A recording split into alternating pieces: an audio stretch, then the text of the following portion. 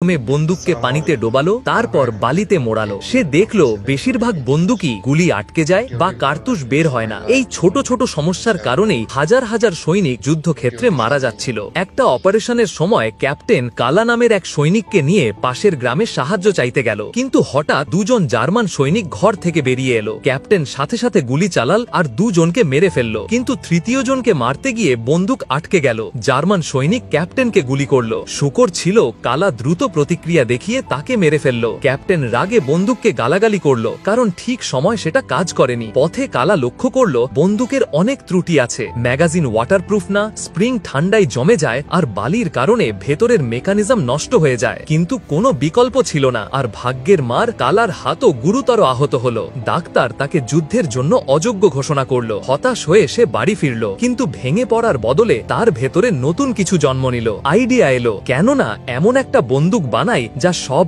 আবহাওয়া, সব জায়গায় কাজ করবে। সে তার পুরনো চাকরির মেশিন ওয়ার্কশপে গিয়ে ম্যানেজারের কাছে সুযোগ চাইল। বহু তর্কের পর একটা ফাঁকা শেডে কাজ করার অনুমতি পেল।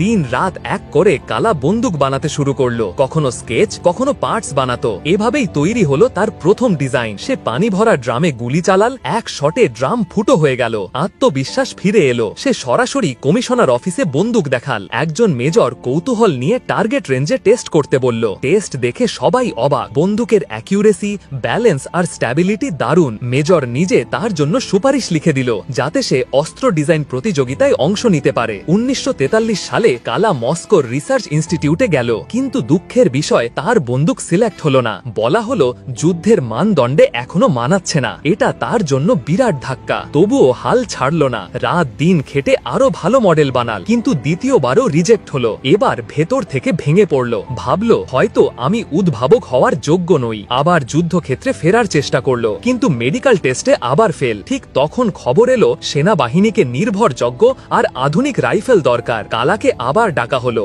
এইবার তাকে ছোট্ট একটা রিসার্চ ডিপার্টমেন্টও দেওয়া হলো। এখন তার হাতে ছিল রিসোর্স আর ইচ্ছা ছিল অটল। সে ফুল ফোকাসে কাজে ঝাঁপিয়ে পড়ল। পুরনো ভুল থেকে শিক্ষা নিল, ডিজাইন উন্নত করলো আর অপ্রয়োজনীয় পার্টস বাদ দিল। ক্যাম্পে বন্দুক টেস্ট করা হলো। পানি, বালি, ঠান্ডা, গরম সব পরিস্থিতিতেই বন্দুক নিখুঁতভাবে কাজ করলো। কালা জেনারেলকে ডাকলো। সামনেই বন্দুক পুরো ডিসঅ্যাসেম্বল করে আবার জোড়া লাগাল। জেনারেল বলল, এটা একেবারে রেভলিউশনারি। বন্দুক সেনাবাহিনীতে যোগ হলো। নাম দেওয়া হলো কালা শনিকত 1947, অর্থাৎ AK-47।